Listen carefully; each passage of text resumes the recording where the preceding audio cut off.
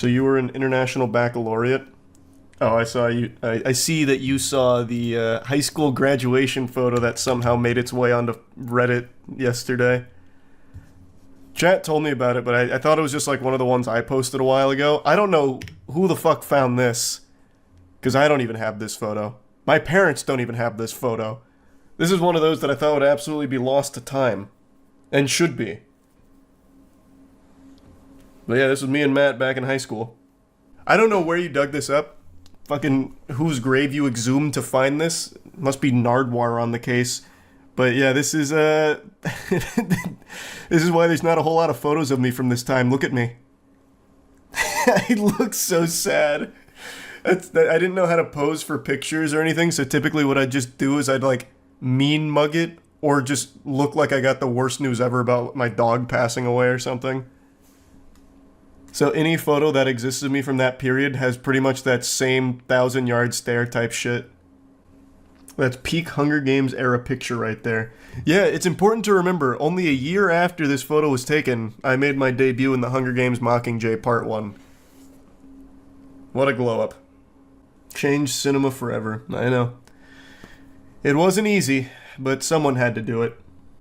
Was this before or after your mysterious anime arc? This was right before my mysterious anime arc. I went from this to the cringe anime character walking around campus that people probably was concerned about. I have no doubt there were people in my freshman orientation class that probably thought I was a school shooter in the making. No doubt in my mind. The anime character arc was a complete failure from top to bottom. But that's college. Sometimes you gotta experiment. Try it again, it probably works now. Yeah, I can try my mysterious anime character phase again and see how that shit goes. What was your yearbook quote? I bet it was a bad joke. Oh, my yearbook quote was just whatever I could find on Google at the time. I think it was, I'm almost positive, my yearbook quote was, "We build too many walls and not enough bridges."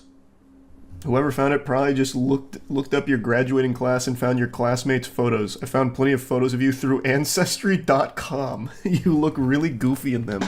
What? Why would Ancestry.com have those photos? We gotta stop worrying about fucking TikTok and start putting our sites on Ancestry.com. How would they have that? Huh? And why are you on Ancestry.com looking at my lineage? Holy shit, Charlie, I went to an IB school too. Yeah, I hated it. I absolutely hated it. I've said this from the start. My high school was significantly harder than college. College was so easy compared to high school. Like academically. The fuck was your major? My major was exercise physiology. Human science is the degree, but the concentration was exercise physiology. I have Ancestry for personal use and got curious, so looked up and found your photos in public records and yearbooks. What? How would it have that? I've never used Ancestry.com for anything. How would they have any of that? You did use it years ago. No, didn't I do 23andMe? I'm pretty sure I used 23andMe, not Ancestry. Dude found your DNA from the trash. Oh, imagine. He grabs like a half-eaten Firehouse sub from me and starts running the data on it, submits it to Ancestry. Ancestry owns yearbook companies. It wouldn't, I don't know if you're making a joke or not, but it wouldn't work for this because this school was so fucking small that there's no way. Ancestry wouldn't even know that this school existed. Our graduating class was 32 people. The only way they'd find that yearbook is if they pried it from one of our hands. If you have family who have used Ancestry and have uploaded images and listed as a family member, that's enough for you to turn up on the searches. But I don't. Actually, when I did the 23andMe, I had the kit at my house, and my dad came over, and he was like, "Charles, what is this?" And I was like, "It's a 23andMe kit. They like run your DNA and shit to see where you come from." And he's like, "Are you stupid?" And he started lecturing me about why it's a dangerous idea to be giving the government that kind of information. And I was like, "Dad, it's okay. They've already got it. Check your phone. They've already got all our shit." So no, I know my family has not used Ancestry.com. It is true. No, I know he's right. I know he was absolutely right. So this is, okay. Well, that's definitely real. I can't pull it up on stream because Obviously, none of the other classmates are blocked out, but wow. This actually looks like a cult. So I don't know how Ancestry.com has this, but they're on some crazy shit. They got some sources down there. But that's me. It's like a photo of Sasquatch. God, now it's gone 8-bit. But yeah, pretty much the same pose. Terrible posture, frowning, sad, miserable. Looks like a random dude from Google Maps. Yeah, pretty much. I found a photo of you from 2010. Tweeted at me. Where are you guys finding these photos? What are you doing? Are you guys robbing my parents' house right now or something? Ripping photos off the walls? What do you mean you have a photo of me from 2010? You look like you were a preacher's kid that was super repressed. It's so specific. What do you mean? I was just sad. I was just a fucking loser. I was a reclusive loser. What do you want from me? Look how far we've come. Not in terms of height, but I don't look that sad anymore most of the time. They also have your dick pics. Like I said, I've only ever taken one dick pic in my life. It was in 2016. And I sent it to my girlfriend at the time, and I was so ashamed. I took it lying down from my knees, looking up and cock out, and it looked terrible. It was the worst possible angle. It was like the world's worst kaiju. Like a chewed piece of bubblegum. I hated it. Fucking hated it. So I never took another one, and I will never take another one. Were you chubbed? Yeah. But it was even worse, though, because I was looking down at the phone. So I was, like, peeking over my boner, and it was just so creepy. It was so weird. It was like a Max Headroom moment. It was so odd. If that photo ever sees the light of day, I wouldn't even be mad, actually. I don't even think I could be mad if that somehow ever surfaced. It's probably the worst dick pic ever taken. What was her response? Oh, I didn't send it. No, I felt so much shame just taking it. I never sent it. She would have broke up with me if I sent that. It's not like it was the first time she'd seen my cock, but she'd never seen it from that angle. She would have rethought everything. No, I didn't send it. Oh my god. Wait, who are you? Wait, who? How do you guys have these photos? Who are you? Who are these people? What? Where did you find this? I don't even know what this is. Where am I? Jesus, am I at Bohemian Grove? What is this? This isn't even prom or graduation. Who are you? Mom's Facebook page? No, my parents don't have anything like that. It's deep faked. It's definitely not, because I am positive this is me. I still have that tie. I don't understand where this is coming from. But yeah, look, it's striking that same sad-ass pose. Lighting a candle. Maybe I'm at a funeral. It's your dad in the chat. Yeah, hey bud, check this one out. That looks like something church-esque. Yeah, it's like when they sing Silent Night at church and they give you the candles to light. Then you like drink wine and eat a cookie. But I don't... Who would have a picture of me from church? You know what I think it is? I actually think this is homecoming. I don't know what we were lighting candles for. Maybe like a Viking burial? I don't know. But I think it's homecoming.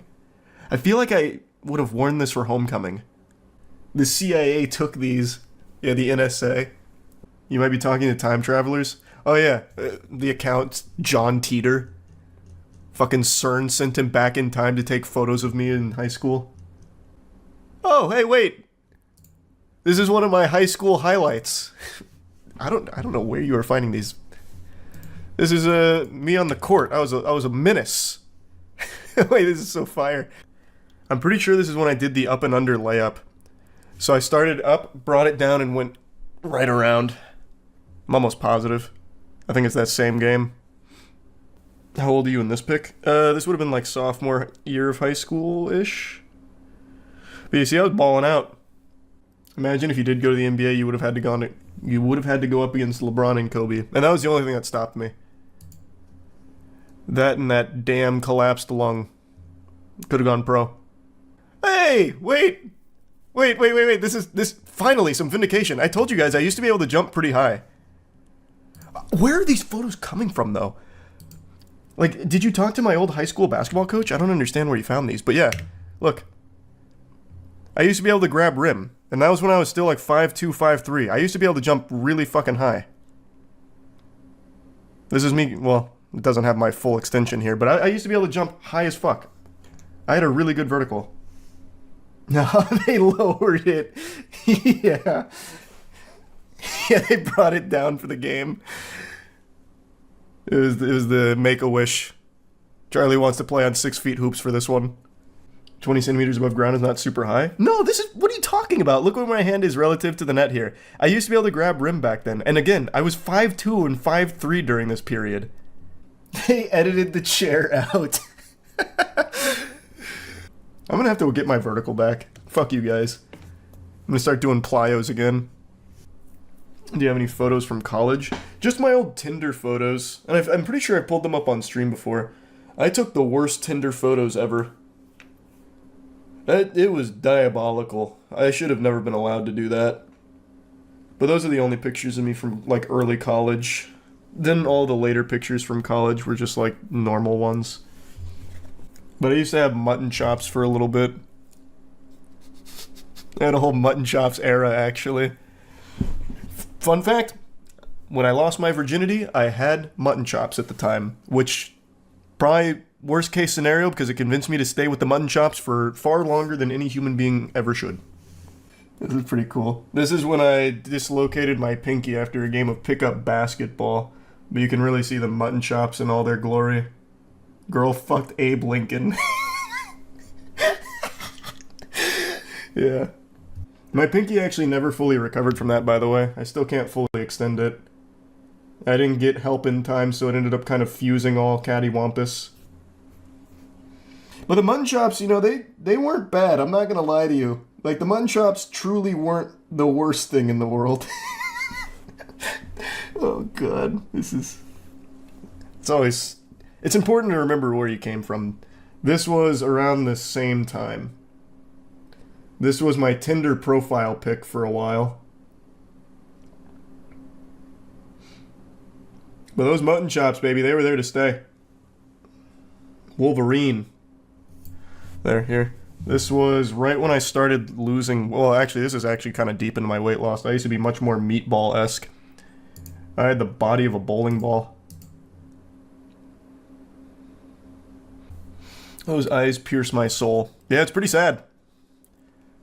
I'm giving a thumbs up, but my soul on the inside is giving a big thumbs down. I told you, you won't find a picture of me smiling from back then. It was impossible.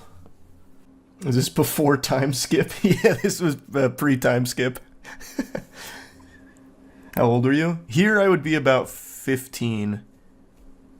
This would have been around 15 or 16. You always get the most severe injuries when you least expect it. I was playing wiffle ball. I was in a wiffle ball tournament for school when I was a freshman in high school.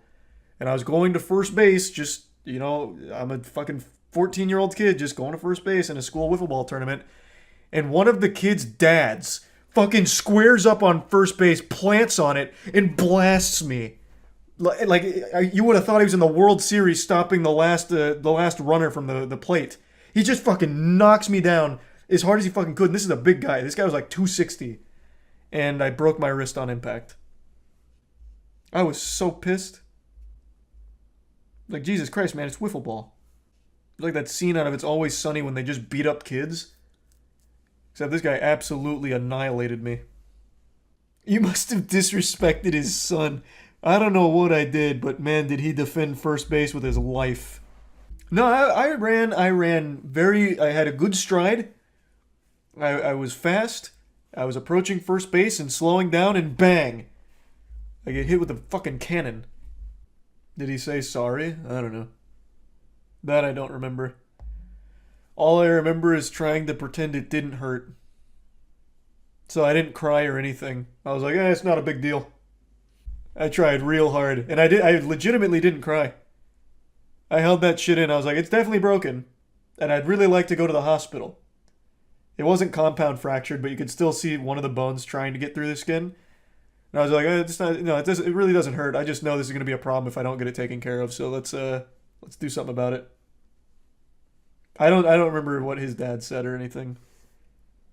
I like to imagine he apologized, but knowing the way he defended first base, he probably went over and spit on me and said O'Doyle rules. He teabagged you? Yeah, he walked up and teabagged me, and he said, "Are you sorry? Do you regret running so ferociously?" I don't recall running ferociously.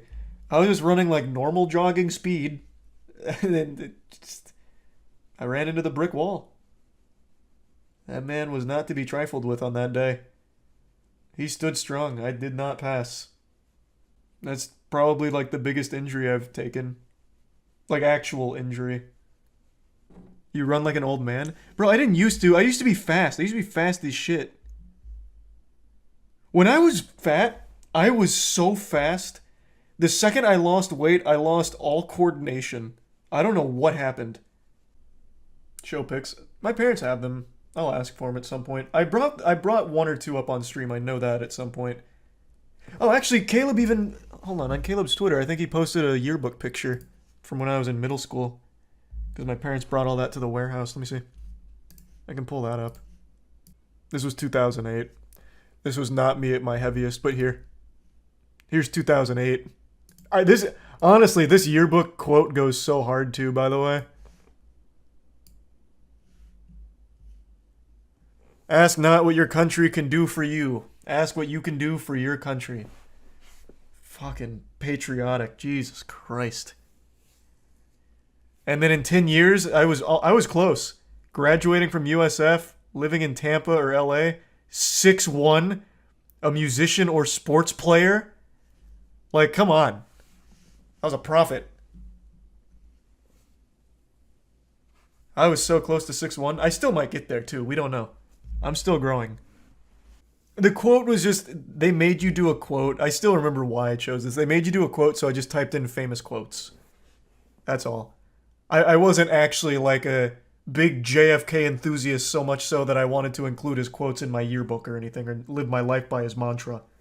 It was just one of the first quotes that came up. Did you go to USF? No. I didn't go to USF. I do live in Tampa. I didn't get to be 6'1". I do music. So I was right on two of the things I saw myself doing in the future. And my family has always been supportive. Why did you see yourself living in LA? I thought I'd have to move there when I was a professional sports player. Because, I mean, that's where, like, all of, like, celebrities live. So, like, when sports players aren't, like, competing, they're, like, out in LA doing shit. So I was like, damn, I guess I'll have to move out there. I don't know why.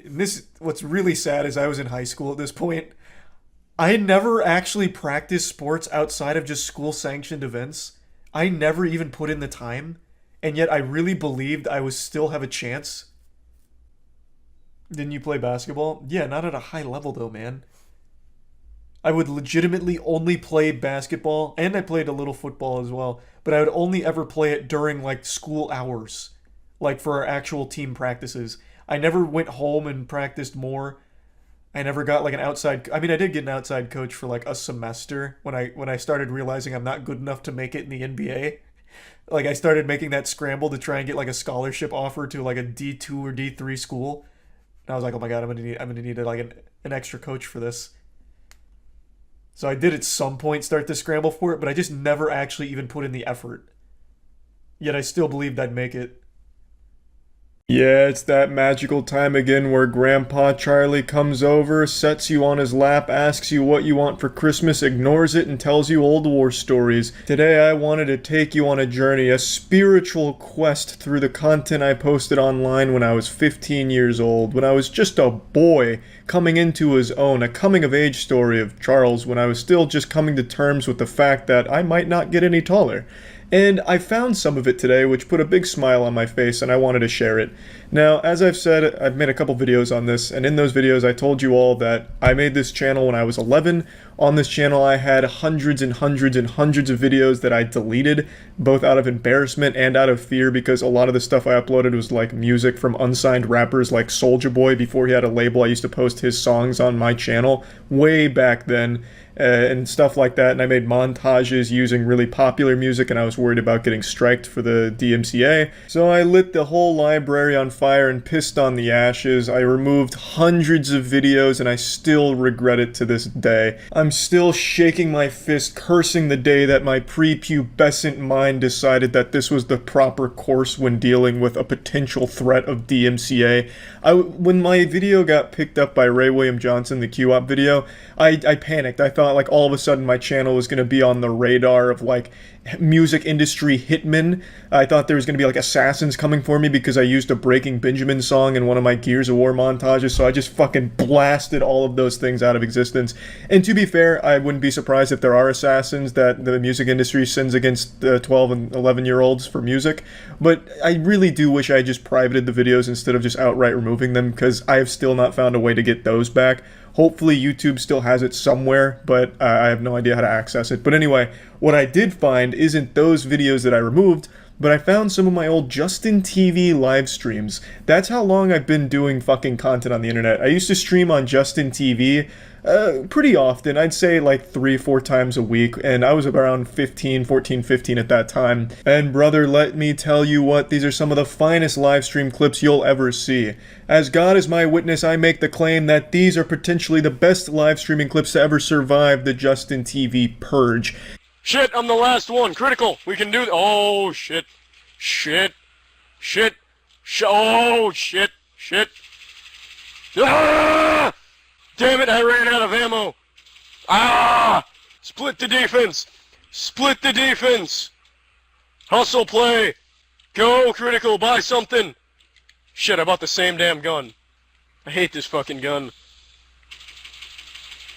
Shit. I did it! Holy shit! Oh, Jesus. Alright, I'm back. Okay, what's going on here?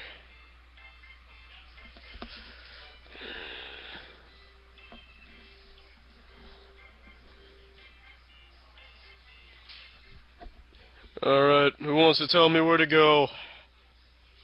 Now that second clip, I know you're gonna need to cool down after all that adrenaline coursing through your veins after such a high-octane Paper Mario stream there, asking the chat to just guide me through it. How naive I was to think the chat had any fucking idea how to play the game, or really any game they backseat on. So, this is the only 2 surviving clips I could find of my Justin TV streaming career.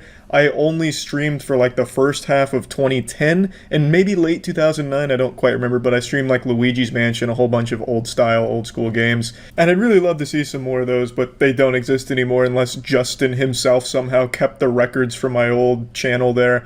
But for those that don't know, Justin TV was the predecessor to Twitch. Before Twitch, there was Justin TV. I remember when I was streaming on there, the most popular streams were like 200 viewers for Angry Video Game Nerd 24/7 streams, and also a channel called 4Player Podcast.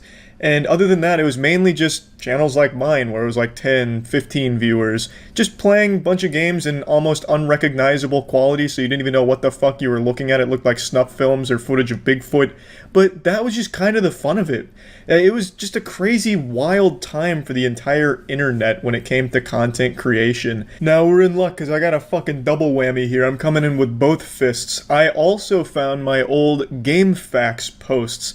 Now, as I've said on the podcast, and I'm pretty sure I've talked about it in videos before, when I was first starting to create content using like my voice and narrating stuff, I came up with this series called Fun Tactics, and it was for Battlefield Bad Company 2 as well as other games, but Bad Company 2 is where it really started with making commentary videos. And I used to post every video from the Fun Tactics series on GameFAQs, because at the time, GameFAQs was the most popular forum for gamers. This was like the hub of gaming. Like if you had gamer gunk in your veins, if you were an ultimate turbo gaming warlord, you were on GameFAQs writing shitty guides and participating in arguments there. It was like Reddit, but without everyone pretending to be super genius, MODOK, masterminds, supreme intelligence overlords.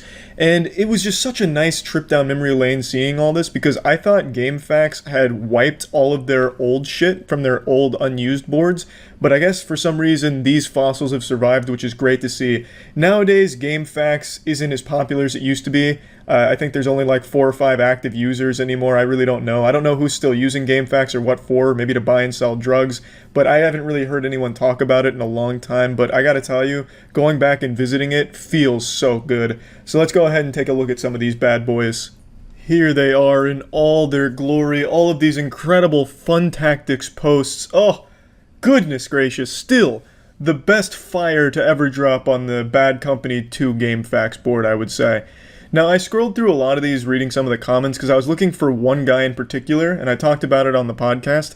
I had like an arch nemesis in here, like the Thanos to my Avengers. His name was Boney Tony. I'll never forget his name. He would insult the fuck out of me every time I posted one of these, but I couldn't find him in any of these threads. I don't know if like he removed his account or removed the post or something, but I couldn't find any of them anymore. So I don't know what happened there. I guess maybe there was like a truce at some point that I forgot about, but man, I still remember he would insult my voice, which is why in one of the videos I was talking about how it's my real voice, and I'm not afraid to be confident in the way that I sound. And then there's this post right here, episode 5. This was a very controversial one. So when I made this advanced spotting technique, people did not like it.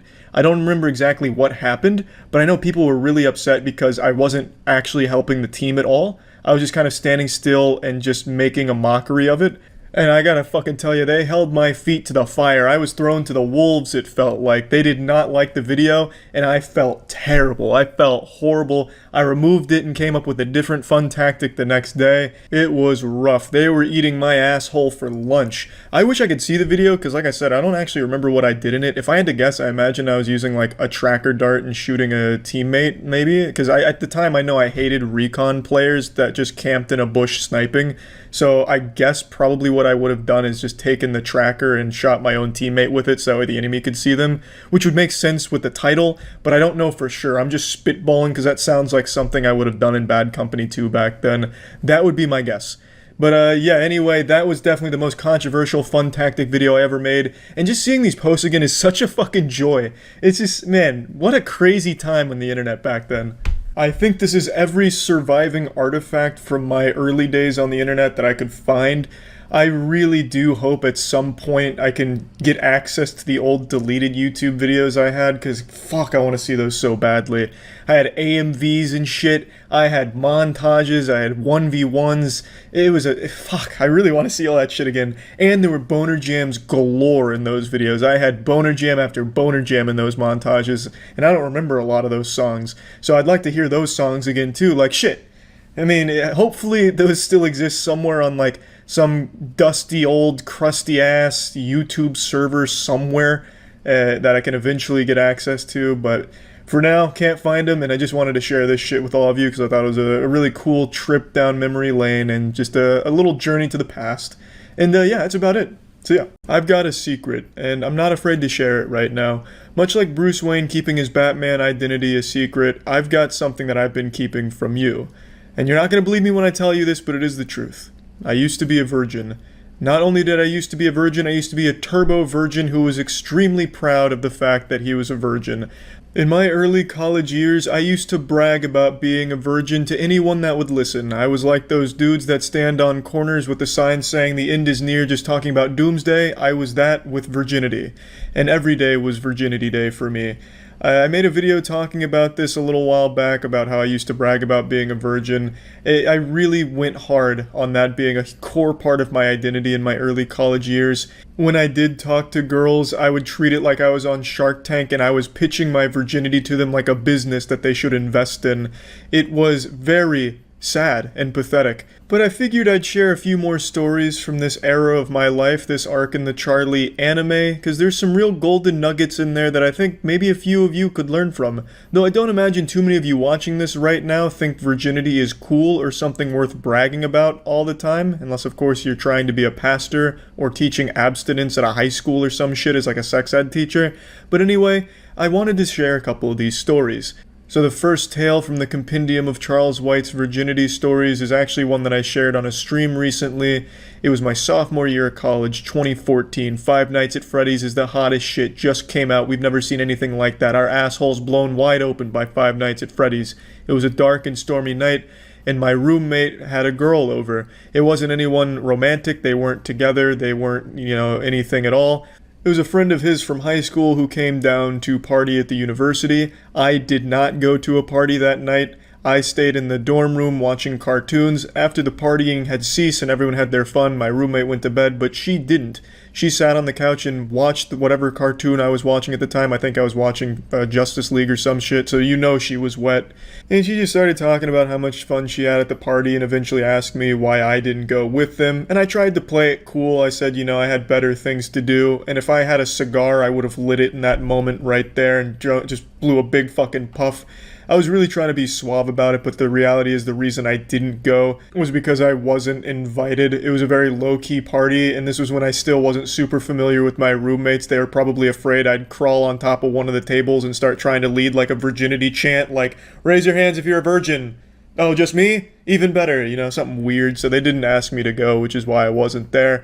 But anyway, of course, me being this virginity evangelist that wouldn't shut the fuck up about virginity, we talked more about some shit, I don't remember what, but of course, me being the mysterious anime loser virgin extraordinaire back then, I eventually steered our conversation into a talk of virginity. And I started telling her about, how great it is being a virgin and how, maybe I'll lose it soon if I'm really feeling like it, as if I had, a ton of options, like my fucking cell phone was full of applicants to take my virginity. And she said something that still rings in my ears sometimes when I'm trying to go to bed. After telling her all of this about my virginity and telling it with a real smile on my face, really fucking saying it with my chest like I am a virgin, she hit 19-year-old Charles with a giggle and a wow, that's so sad. And she thought I was kidding, so she started making jokes about it, and I insisted that no, I was being serious, and I was like, damn. On the inside I was like, damn, that was brutal, that shit hurt, but she's not wrong. The more I say it out loud, the more I realize how sad it is. And then she goes on to say, I'll suck your dick if you want. And I went into a full fucking meltdown mode. It was like something out of Tom and Jerry when like the stars are going around when they're like knocked out. I was having like a fucking meltdown. And I eventually just went into like full Redditor mode. I was like, oh gee, whoa. No, madame, I could never ask such a thing of you. Absolutely not. I would not have that. I'd like my virginity to stay, thank you very much, you harpy, you succubus. So I stood my ground and declined the blowjob, which was a more than generous offer from her, might I add. She was just gonna take one for the team, a real champion. Like, what a great friend my roommate had. And honestly, I probably saved her life by declining that blowjob because I don't think she quite knew what she was dealing with and getting into. She was about to bite off more than she could chew. She was like Icarus flying way too close to the sun.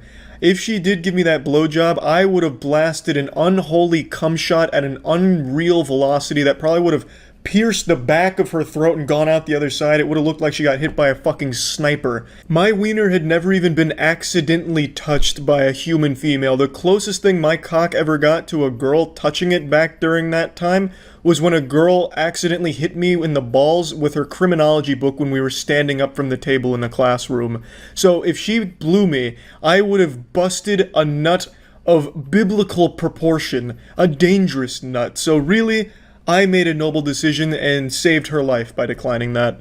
And I think that incident right there where she said it was so sad that she was just going to offer me a blowjob really put it in perspective how sad it really was. Because it was so sad that not only did she tell me to my face how sad it was, but she tried to offer like consolation, as if she was trying to console someone who was grieving. Pretty wild stuff. And I figured I'll share one more story because this one's just as embarrassing. Probably not as embarrassing, though. It's probably worse. Before my sophomore year of college, my high school had a reunion party at one of the girls' houses, and this is when I just started drinking, and I was getting after it. I was fucking hitting that alcohol real hard. And one thing that I talked about this in the previous bragging about virginity video, but one thing I used to do is I would get drunk and start bragging about my virginity in different accents. Well, I remember at this high school reunion party with all my old high school classmates, I reached that level of drunk where it was time that Irish Charlie come out and start talking about his virginity. So for the whole night that I can remember before total blackout, I was talking in an Irish accent about how great it is being a virgin and how everyone who had lost their virginity had just failed to reach enlightenment. I was the happiest one being a virgin, all in an Irish accent, of course. And then I do remember one of the girls kissed me and I pre-came down my leg. I don't know if it was like a pity kiss or something, or like pent up feelings from high school, though I doubt it because I was a real fucking weirdo in high school. But I remember one of the girls kissing me, and I pre-came down my leg. At least that's what I tell myself, that it was pre-cum. Honestly, it could have just been a full load that I blew down my leg. I really don't know. But I do know I wasn't invited to the follow-up high school reunion party the next year. So there's a very good chance that I might have just shit myself, honestly, down my leg. It could have been anything. It could have been any mystery fluid coming out of there.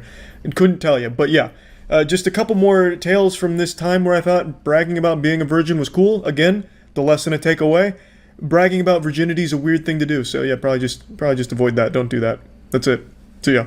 The title isn't clickbait. I actually left my house today. I left my sacred dojo of Greece today for the first time in a few months, and I hated it. It was an absolute fucking disaster. It's like when the groundhog pops out of his hole and sees his shadow signaling a couple more weeks of winter. That's what it was like for me. I came out of my little hole here and I saw something far more terrifying than a shadow, which means a couple more months of me staying inside. Now let me clarify, when I say first time leaving my house, I mean first time going somewhere. Like, I've stepped outside into my backyard with the dogs to take them out and shit, so I've been readjusted to the sun, kind of, so the sun and I are no longer enemies. It took like a month of work just to get to that point though. Like, I didn't go outside at all, even the backyard, for a full month just because I'm a bit of a hypochondriac, and I wasn't entirely convinced I could trust the air outside. Could have virus particles in it, and I just wasn't taking the chance. But after a month, I did wander outside, and I swear to God, I thought I was going to die of vitamin D overdose. I felt like it was about to be that scene from Indiana Jones when they open the Ark of the Covenant and everyone's skin is melting off of their fucking bones. That's what it felt like first time seeing the sun. But since then, I've become reacclimated to it, so the sun and I are no longer enemies. So going somewhere today, the sun wasn't the problem. It was just everything else about the adventure here. So my journey wasn't like a noble expedition or anything. I didn't leave my house to go put out a fire nearby or save a kitten from a tree. The reason I left my house was to go to a Walmart. And the reason I was going to a Walmart is because I wanted to look at their as seen on TV products, because I was hoping I could find some Nick Bolton originals like the tack shaver, the tack lantern, and the tack glasses, and really put them to the test. I just kind of had that itch to try out more as seen on TV products because it's been a while since I've done that, and I knew Walmart carried them.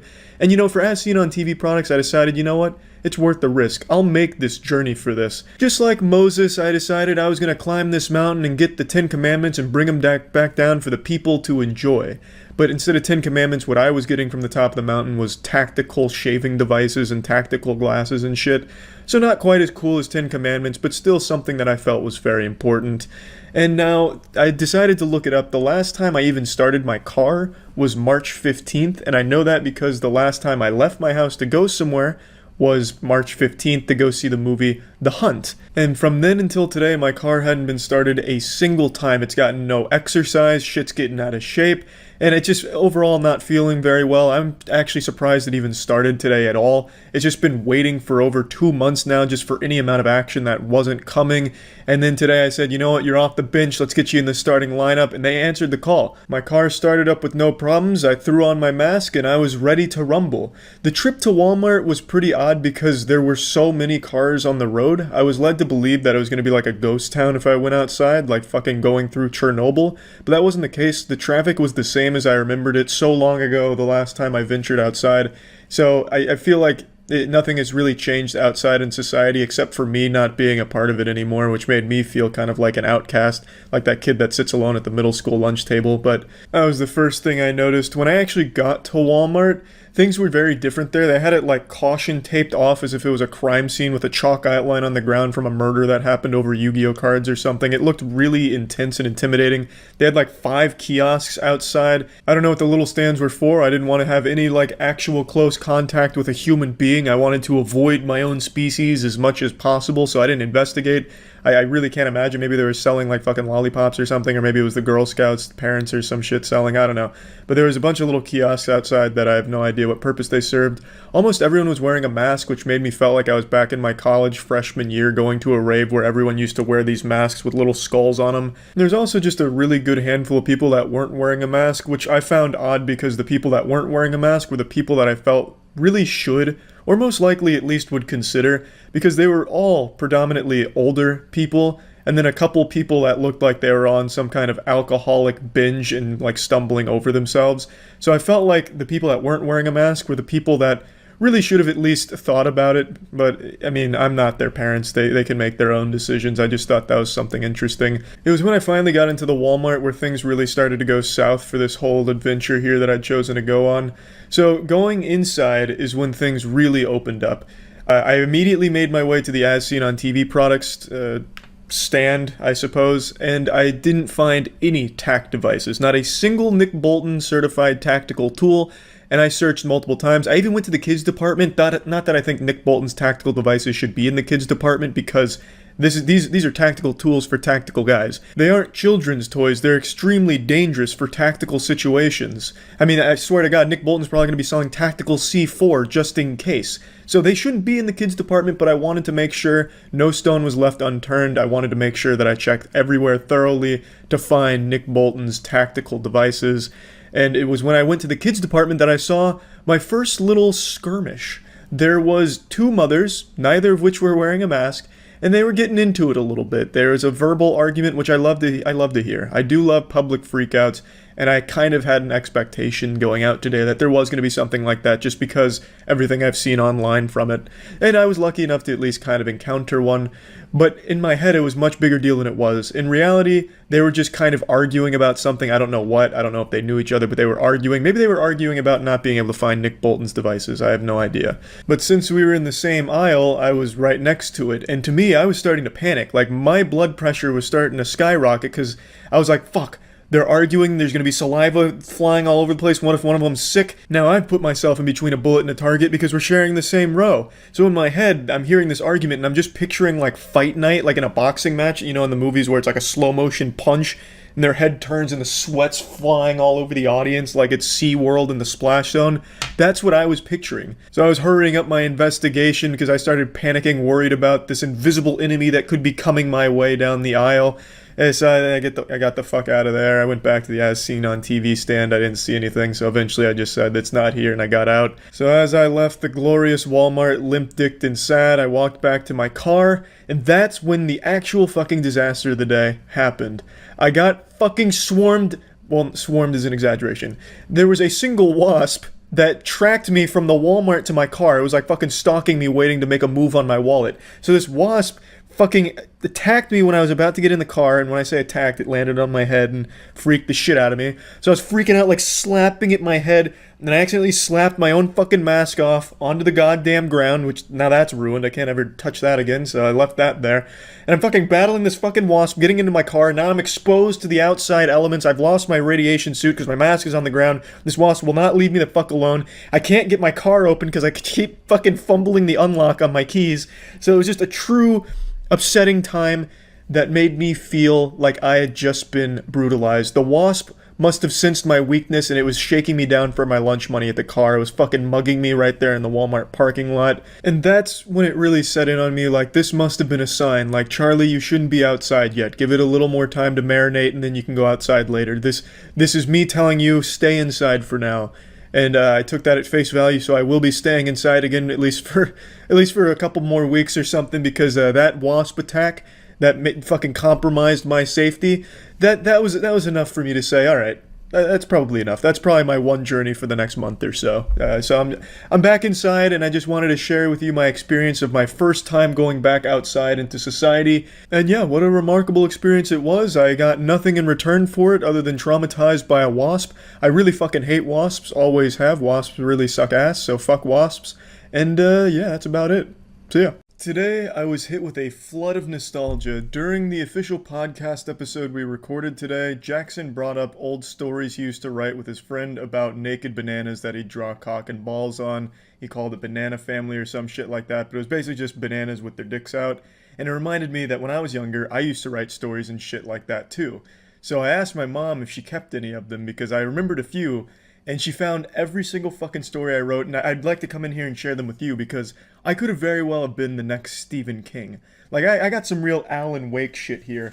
We'll start with the Unreal Events here. So, as you can see, Unreal Events, Chapter 1 is a question mark in and of itself. Like, even you can't even trust the author. I don't even know if it's Chapter 1, so what hope do you have? So, let's begin. Now, if you're interested in mystery books and scary situations in a book, then you are reading the right book. If you do not like books like that, then you might not like this book. Now I must tell you the dreadful story about the orphans' mysteries and terrible situations. I can immediately smell a hint of a series of unfortunate events kind of emanating from the pages here. I was really channeling that energy. So the children were from the second richest family in the world. Their last names were Vondelay. They had 3 kids. Their first was Sydney. She was 15 and she loved to invent things. The next was Jack. He was 13 and had already read more books than a human might have read their entire life. Their youngest child was Marie. She was 1 year old and loved to eat a lot. You'll notice immediately some grammar mistakes. I'm using the wrong there almost every single time, so it's basically like reading a fucking Twitch chat. But I think I was like 6 or 7, 8 maybe, probably like 19 when I wrote this. So, I mean, it was an excusable mistake. One day they were at a beach, Sydney, just looking at the water, Jack reading a book and Marie eating some carrots, when an investigator came and said, "I'm very sorry to report this, but it seems that your home was burned down and your..." Never finished it.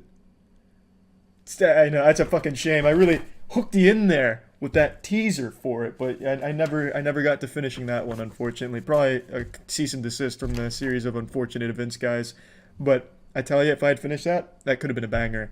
Now this one, there's no title. I don't know what the fuck this is for, but I'll read it anyway. Every night in China, 8 ninjas rob a bank. The 8 ninjas knock the guard out, but one night 7 guards caught the ninjas, but the ninjas still won. I don't know how that happened. If the guards caught the ninjas, they lost, right? But somehow they must have snuck out using some ninjutsu stuff.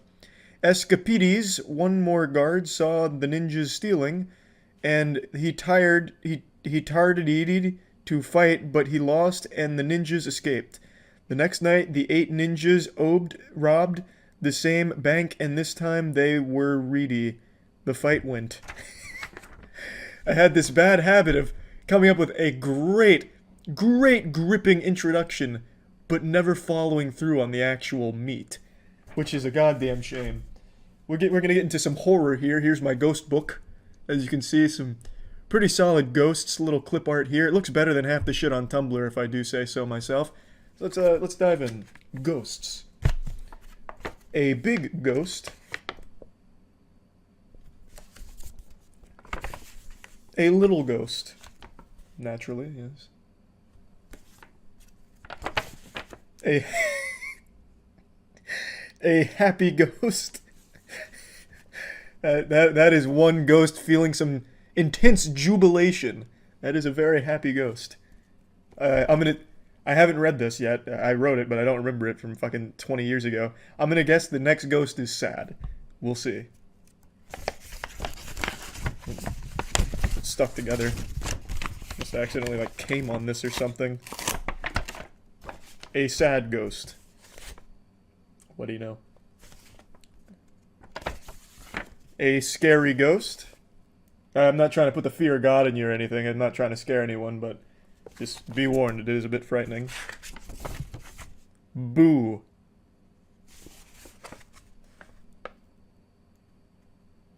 That's all she wrote. That's the end of the book by Charlie.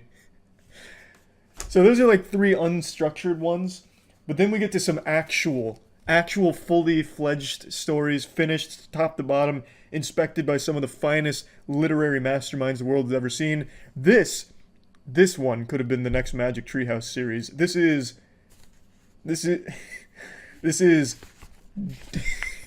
Ducks Military Operation Takedown.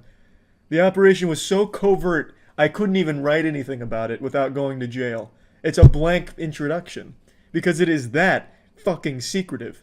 I'm half expecting to turn this page and have it all be like blacked out, like CIA's redacted, everything's just censored. But let's dive in here and see what kind of war crimes were committed by the Ducks Military. Chapter 1. A long time ago, a scientist named Earl took 2,000 ducks and experimented on the ducks. At first it was a failed experiment, but now the experiment is a success. Why? Because I fucking say so, I guess. I don't know how it failed but then succeeded. I don't know what Earl did. Maybe CRISPR or something. Now they have their own military with a pig and some dogs. Now to our story. Honestly, this is better than Angry Birds movies. Like, this story makes more sense so far. It's like right in line with them, and it's got some good narrative plot lines I'm developing here. "Hey," said Earl, the pig, to Bob. Earl is the duck's special weapon, and Bob is the leader. "Yes, what do you want?" said Bob. "Man, do you like toast?" "Shut up. Now, ducks, we must win this war," Bob said. They all looked at him weirdly. "What war?" they asked. "Oh, I don't know. Oh yeah, the war against the penguins." Jesus, where did that come from? Little Deus Ex Machina coming in here. Bob said, "What do we need to go to war with the penguins?" they asked. "Because they kidnapped one of the members from the DOTS team. That is their SWAT team," said Bob. I wonder what DOTS stood for in my head. DOTS team. Dicks out, touchdown summer, maybe. I don't really know. "Now these penguins have well-trained soldiers. Their leader's name is Dunkin' Donut." I wasn't even sponsored by Dunkin' Donuts, I don't believe. Yeah, there's the chapter 1. It's like the beginning to a Harry Potter book, I know. God, imagine what I could have been today if I had only kept writing. I have so many of these fucking things. We have Cool Cow Adventures, chapter 1. We have so much shit here. Like, I have Moon Ninja. I have Moon Ninja 1 and 2. I have Moon Ninja and Moon Ninja Returns, naturally, because you can't beat Moon Ninja that easily in one book. I have an entire series of Nutty Noodle Man. Where's some Nutty Noodle Man? Yeah. We got Nutty Noodle Man versus Dr. Dummy. And we have Nutty Noodle Man versus a lot of other people as well. He fought a lot of enemies, but... See, there's Moon Ninja. I actually turned that in for a grade. The teacher said, "Wow, this is a great report. I see that you like action stories." Guarantee she didn't even read it. It's not all about action in Moon Ninja. It was about weaving some subtle narrative plot points in a relatable villain, like Thanos or some shit. And she said, "I just like action books." That's fucked up.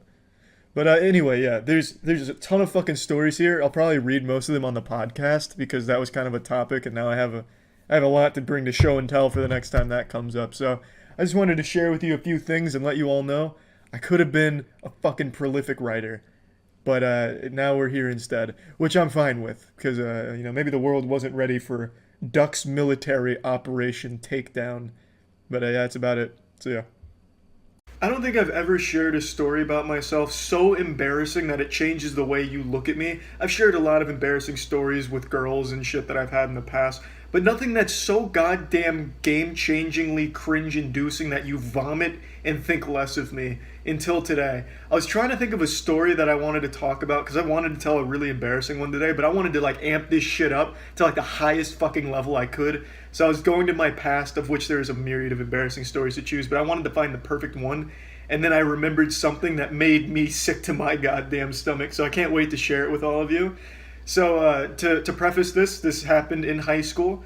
The year is 2011. This was right after my third lung collapse. If you've been following me for a while, you know my lung collapsed 3 times. And the last time it happened was 2011. Well, in 2011, I got surgery to have it fixed. And before I went into surgery, there was a girl I had a crush on that had just added me back on Facebook. And I decided I'd send her like this goddamn scholarly "oorah, I love you" message to her. And we had never spoken. So this girl and I never spoke once in our lives, not even by accident. If I farted somewhere in school, there's no way she would ever fucking smell it because we were never even close to each other in any sense of the word. The only reason we even knew about each other, or rather the only reason I knew about her, was because she was a cheerleader and I played basketball. Other than that, no communication, literally not even eye contact. And yet for some reason, in 2011, I sent this girl the most disgustingly embarrassing messages when I was in the hospital. I haven't read them. I screenshotted them today, and I sent them to myself so I could read them to you today, and we can experience this together as a lesson in how not to ever approach a woman in any way. So allow me, please. Pickup artist legend Charlie is going to guide you through the how don'ts, the do-nots of women. So let's go ahead and get into these messages here. So ace pussy slaying god Charles in 2011 leads with, I know you and I have never talked, but I just wanted to tell you that you are one of the most beautiful girls I have ever seen. Now, some of you might hear that and think I came on a little too strong. Looking back on it now, hindsight's 2020, I don't think I came on strong enough. I should have led with I love you. Signed, Charles. And then like a little kiss. And then, maybe go from there. So after I said this, she responds with a simple question mark. Nothing else, just one character, a question mark. I was already in the hospital, but if I wasn't, that right there would have sent me into the hospital with fucking cardiac arrest. That shit hurt so goddamn bad at the time. But I mean, what can you expect when someone leads with some shit like this? This is the kind of shit you see on Twitter with like a bad English associated with it, with a send bobs and bitch lasagna, please, vagina look good with penis and stuff like that. It's a creepy message. Any girl should respond with a question mark or nothing at all. But anyway, my spirits weren't deterred. I continued. Yeah, I'm in the hospital and just said, fuck it. It's worth a try. You probably don't think the same. You probably don't think the same about me, but I just wanted to say that. That's some nice guy shit right there. Jesus Christ. Well, this is pretty fucking bad. Let's keep going. To that she says, oh, I'm sorry, frowny face, but thanks, I guess. Why are you in the hospital? I'm surprised she even believed I was in the hospital, to be honest. You got a fucking stranger coming at you, pretending like he's going off to war and sending a love letter out there like it's some goddamn type of anime. If someone sent me shit like this, I'd be like, yeah, sure, buddy. I'm sure you're in the hospital. What do you have? Small dick syndrome going on? There's no cure. Get out of my DMs. I have recurrent pneumothorax in my left lung. It has collapsed 3 times, and tomorrow I have surgery to repair it. Sad violins playing, I'm sure, when I was typing this. I just wanted to tell you that before I had the surgery. I know that it is... Excuse me, I've got to scroll to the next one. Oh, it's a little out of order. 2019 Charlie clearly doesn't know how to fucking screenshot things in order. Here we go. I know that it is a weird way to start a conversation. I also know that I came on way too strong telling you that. Self-awareness, key. Even back then I had it. Even back then I'm like, Jesus, I'm sounding really fucking weird, but I'm still going for it. Didn't stop me. Should have stopped me, to be honest. Yeah, that's the lesson to take away here. Don't do this. You know, at this, when you're starting to recognize like, holy shit, this is too strong and I'm being very weird, just stop. Then she says something very odd. On behalf of all the YouTube comments, Charles, I hope you cut your hair. I'm not cutting my hair. She didn't say that. I'm just telling you, stop telling me to fucking cut my hair. I want to see what it looks like real long. I want to look like a goddamn lead singer in a mid-2000s emo band. Just let me fucking have this, alright? So anyway, she asks about the surgery and shit. Nothing to talk about there. But then, as we're starting to wrap up, I say, just wondering, do you know who I am? If you don't, I bet this is the most fucked up conversation you've ever been a part of. I mean, yeah, that's definitely a fucked up way of going about things, past Charles. Jesus Christ. I sound like some type of spoiled rich kid. Do you know who my father is? He invented Bing. I'm a big deal. Please, please love me, please. God damn it. I'm in the hospital. For God's sakes, do you know who I am? God, these are such embarrassing messages.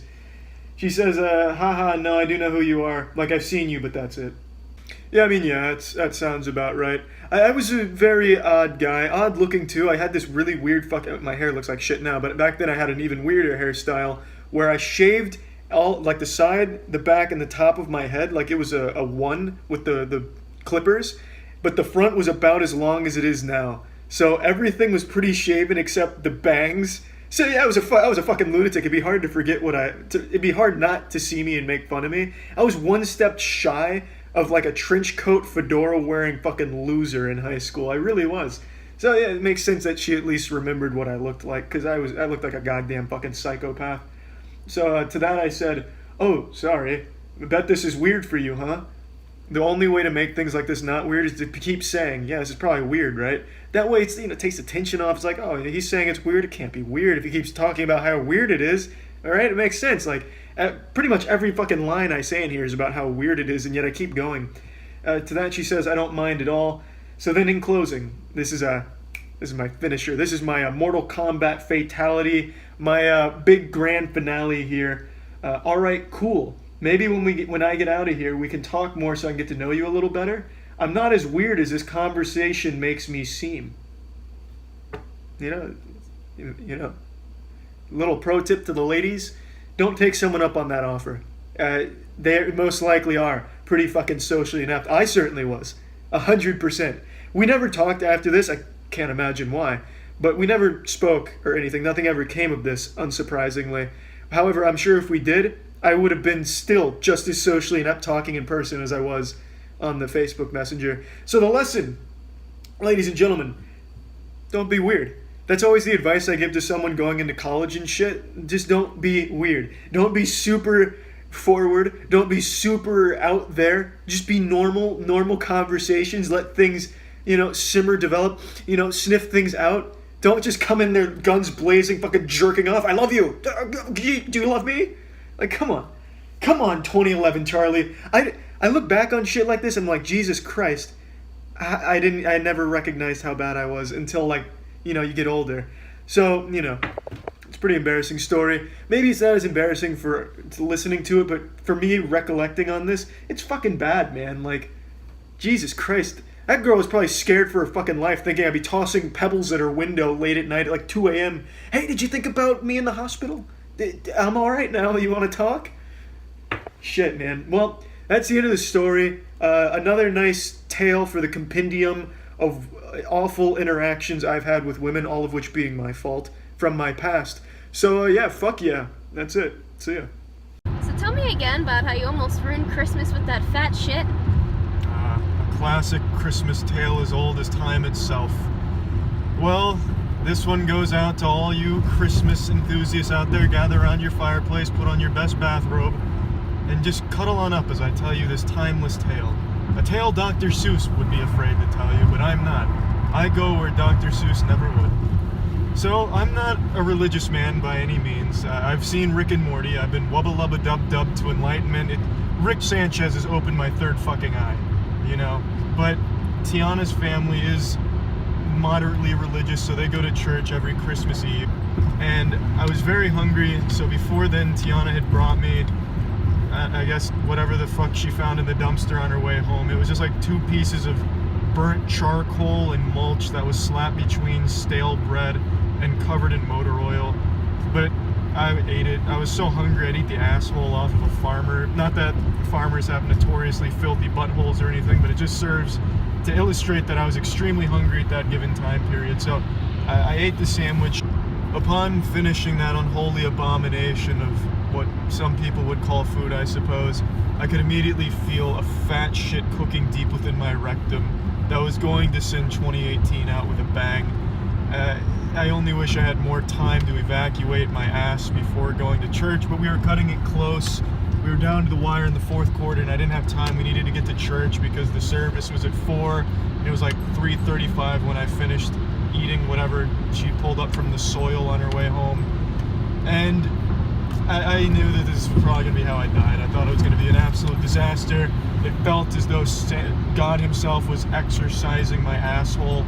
I was going to shit out all of my Christmas spirit. God himself would smell it, and he would frown upon what he had put on this earth. His creation disappointed him.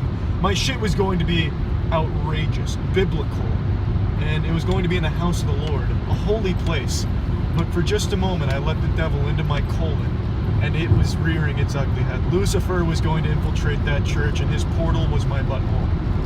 And so I was cooking up this hard stomach aching, big shit ready to rock and roll, and we got in the car. I was being a trooper like a champion. I hopped in the car, and Tiana's dad was fucking drifting around corners, which didn't help. I was just getting the juices flowing, fucking scooting in sideways to church right in the nick of time to make it to the service. And at that moment, that church wasn't a church. That was a fucking battlefield. That was a war zone right there, an active war zone. And I knew I was about to drop something the toilet would never forget. The church bathroom was the shores of Normandy, and my asshole was the ships carrying the soldiers, and it was about to be an all-out charge. And I knew I was probably going to ruin Christmas. I knew this wasn't going to be like a short shit. This was going to be like a overnight camping trip of shitting. I could feel it the whole way. I knew what I was dealing with. I'm a shit connoisseur. I've shit a lot in my life. And I knew what I had ready to rock and roll. And I didn't want to just disappear for the whole church service because it means a lot to Mr. and Mrs. Tiana parents. So I felt really bad, but there's nothing I could do about it. Anyway, I go in, and it's like a Christmas miracle out of a fairy tale.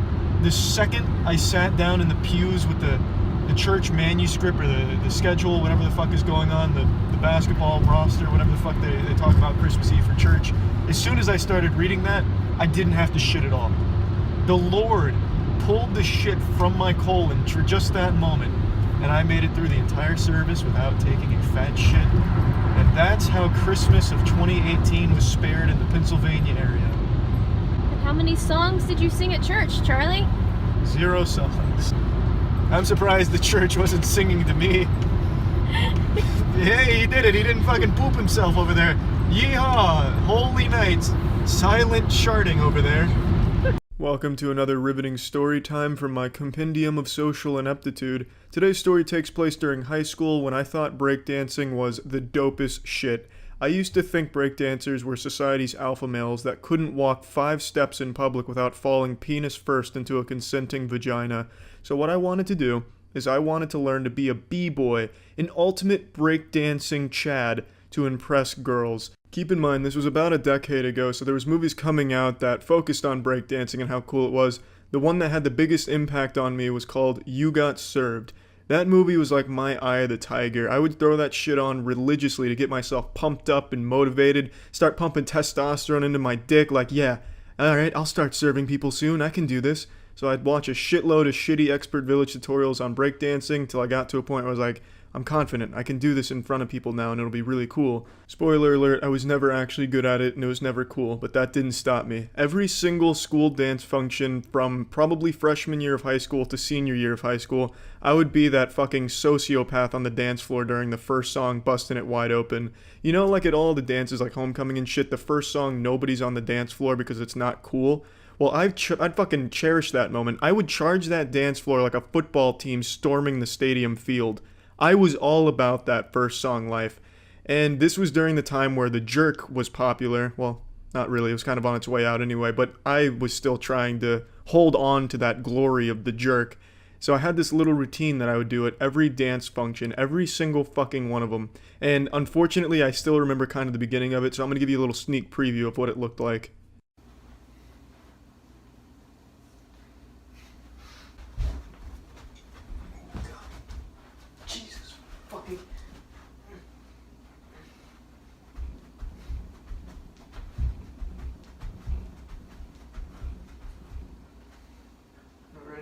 Breakdancing. I know, ladies, just leave your sodden panties in the dirty clothes and wash them later. What you just saw right there, what you just bore witness to, was a body wave into a 6-step combination, a little groundwork that I tossed in there for flair, then the jerk tacked on at the end. A combination move only fit for the most elite b-boy gods out there. Now, at the time, this was 10 years ago, I was far more limber, so I could go from the kneeling position to the standing position without fucking blowing up my meniscus.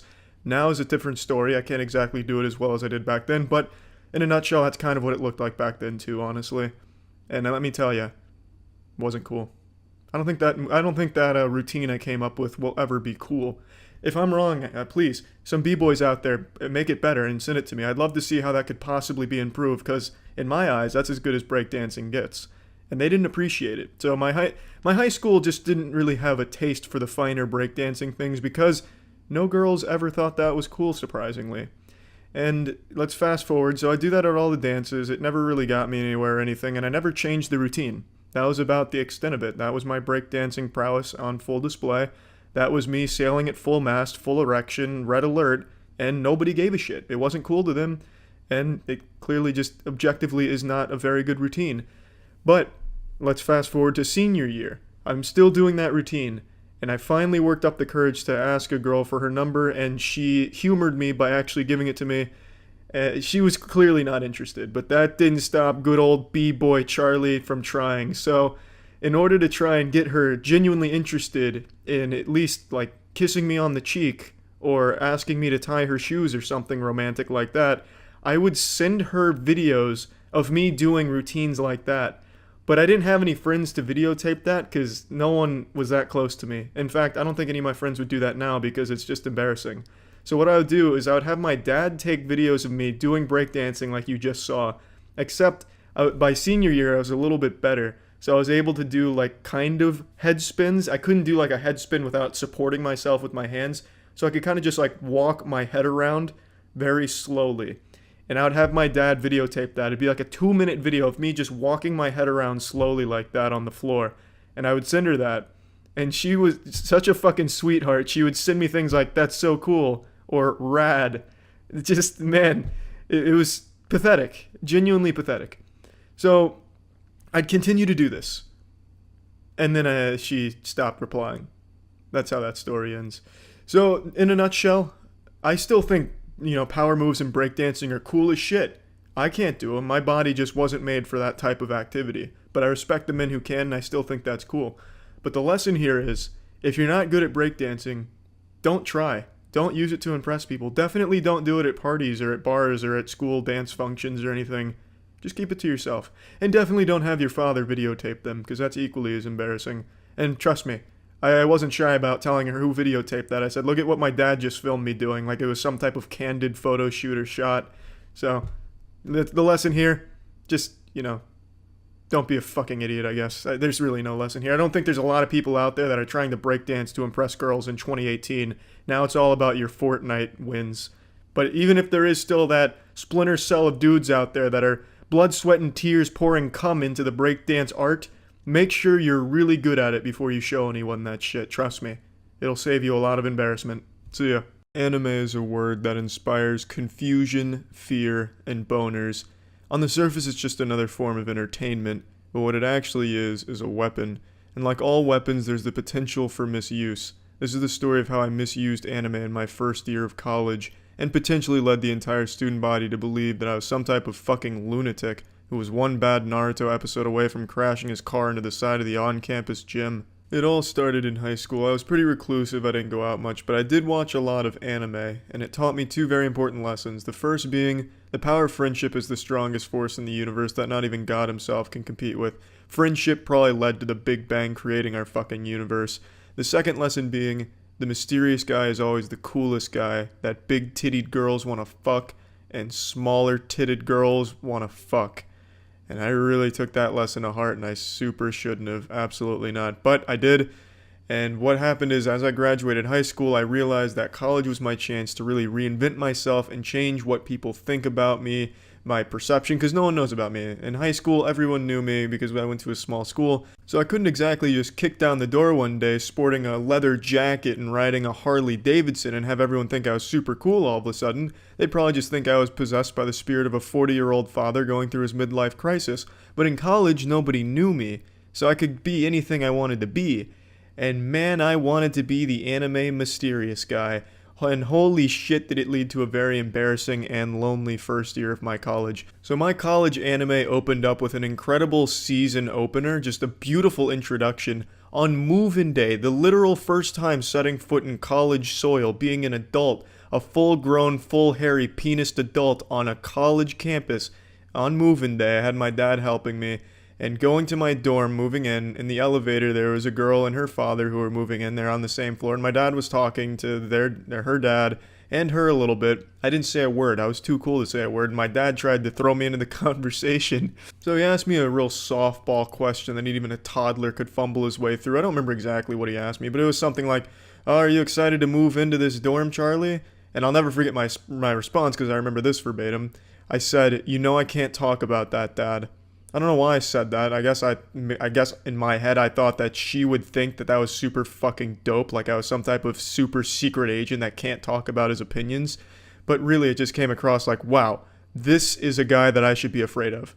But at the time, it didn't register with me like that was a weird thing to say. I went through the rest of that day being really proud of that, like, damn, fucking nailed it in the elevator. College is gonna be great. I just expected, like, if we saw each other in the hallway, she'd just be overcome with ecstasy and just charge me like, "Charlie's son," and then give me a smooch on my smoochers. But in reality, as you can imagine, that never happened. And that was really just setting the tone for the rest of that entire year for me. I wanted to, and luckily Kaya talked me out of it, I wanted to put an Xbox disc of Psychonauts around a chain on my neck, so that way people would know that I like Psychonauts. It's not exactly mysterious because I'm kind of beating you on the urethra with, I like this, I'm clearly wearing it. But I was like, this is so different. This is totally what an anime guy would do, like the mysterious guy. Another thing that I wanted to do, and Kaya again talked me out of it, he really saved me from having an even more catastrophic freshman year of college, is I wanted to carry around a deck of cards and do magic tricks at house parties or just around campus to really make people be like, damn, that was cool. I need that guy's number. Who was that guy? That guy's super cool. Let's invite the magic deck guy back, the magic card trick guy. That's super awesome and fun guy. I didn't end up doing that, but I did used to do some magic tricks at house parties, which is still embarrassing, but the cards were already there. I didn't bring them or like come up to people, hey, you want to see a fucking magic trick? They were at least there. It made sense at the time. But bringing them around like a mysterious guy, keeping them in like a Ziploc bag, there was no coming back from that. If I went down that destructive path, I'd probably be behind bars right now just from scaring the general populace. Like, what is this guy up to with this deck of cards? This is a maniac. Get him off the streets, this menace. But now let's talk about the things that the social savior Kaya wasn't able to prevent me from doing. One of the biggest ones that I can remember is I used to go to clubs because I obviously wasn't really getting invited to house parties. Because who's going to want to invite the guy who doesn't talk because he thinks it's cool not to? Like, I would blatantly just avoid answering questions in class. If I got called on, I'd just blow it off like, oh yeah. I wouldn't even give like a yes or a no. I wouldn't be like no, I don't know the answer. I wouldn't even give the answer. I'd just be like, oh yeah. Just like fucking mumble it out like I was fucking overdosing on Xanax. So obviously no one was going to come out of their way to invite me to a house party. No one got to know me my freshman year. So I'd go to clubs by myself. And one time, it was New Year's, and I had these light up New Year's glasses. And they were some pretty fucking cool glasses, not going to lie. And I was wearing them around my neck because they were so bright I couldn't really see. I was basically just flashbanging myself when I was wearing them normally with the lights going on and shit. So I had them around my neck. And this girl came up to me and started talking to me about them.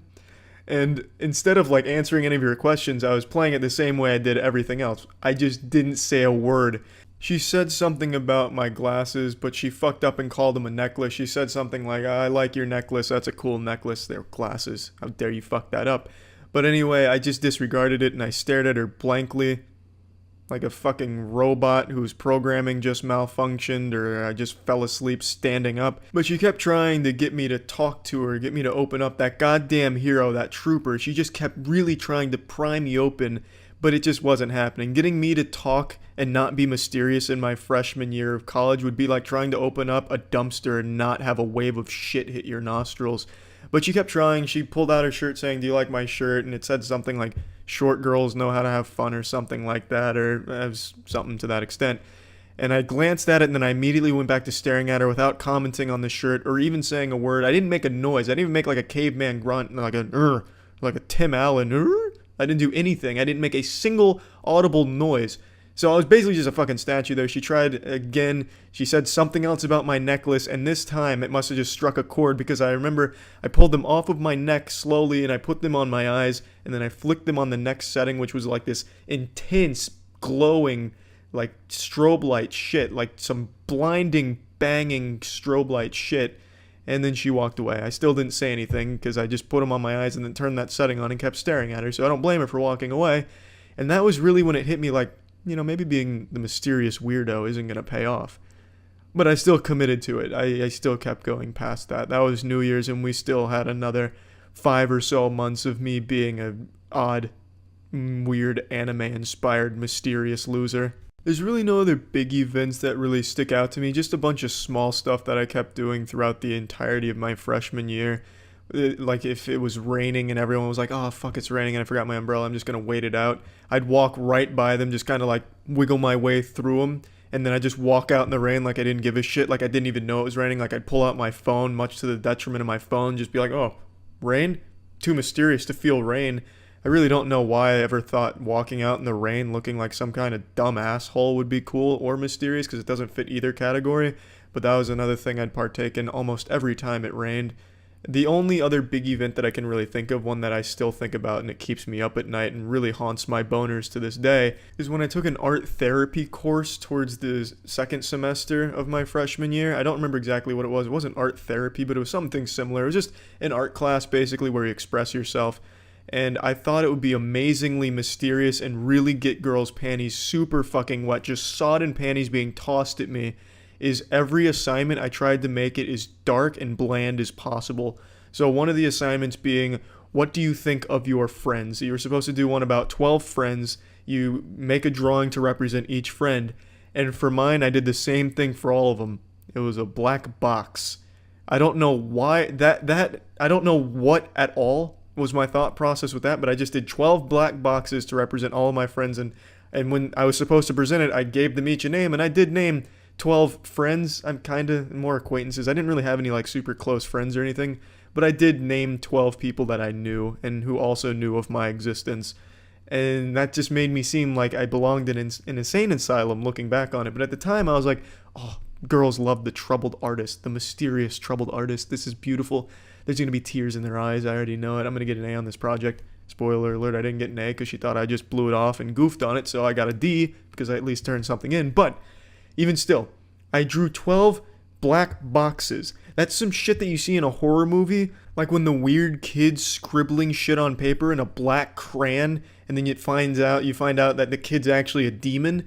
That's that kind of shit that I presented to the class, and there's no doubt in my mind those students walked away deeply disturbed and afraid of me from that moment on. So, that's how I spent the entire first year of my college experience, emulating the anime mysterious guy. It wasn't until I moved out of my dorm and in with a new group of guys who put the kibosh on that shit and taught me how to be social, because they did not want to be living with some fucking weirdo that's trying to be an anime mysterious guy. So that's kind of that's how my first year of college went. The lesson to take away from this is don't emulate what you see on anime, because it's just not gonna fucking work unless you have some like superpowers that you might like, some really fucking cool superpowers. You might be able to get away with being weirdly mysterious, but I didn't. The only superpower I had was being below average male height. But if you have some cool superpowered shit, maybe you can emulate anime to some extent and still be cool, but I couldn't. But I wouldn't recommend it to most people, the non-superpowered people out there. To the people that aren't X-Men, don't try and be an anime mysterious guy. Don't be weird. That's it. See ya. What's up, everybody? It's Critical. The footage you're seeing is from Boys of Valor. It's just them kicking back on a couch and talking. But like the back of the box says, it's animated fun with a message. And I'm delivering a message now. Another talk about my life, I guess. This will be probably the last time I talk about my life, at least within the next year or so, because I don't like to make a lot of videos talking about myself personally. But I thought this was necessary, so a month ago I made that video about how I've hit rock bottom and I'm at the lowest point in my life, but I'm trying to be optimistic because my girlfriend broke up with me and I just couldn't find a job, still can't find a job. But since then, her and I have been trying to work on things. Like she started talking to me again, and then we started to work on things, and everything was really good. And she was talking about moving in and marriage and stuff, which was really sweet, and it felt like things were back to the way they once were. But today I found out she's been fucking another guy while we've been trying to work things out to be together again, and it really, really hurts. But I guess the reason I'm making this video is, one, because talking about my problems makes me feel a little bit better about them, and two, I just kind of want to share with all of you what I want to accomplish in my life. A long time ago I made that video about how I have the naive goal of ending corruption, which everyone knows, including me, that probably will not happen. But I like to shoot for the stars, but that's not all I want to do. I want everyone to know my name. I want my name to be remembered. I want to be remembered. I want to be remembered as someone who made a positive impact on the entire world, and I want everyone on the planet to know who I am. I don't care if they know me by Critical or by my real name, Charlie. It doesn't matter to me. I just really want to be a part of something big that helps the world, that fixes it, to just make it better. And I really, really want that. And saying these things about myself is super uncomfortable. Like, this isn't something I tell anyone, really. So maybe it's because I'm drunk, but I just really kind of want to open up right now about like kind of who I am as a person.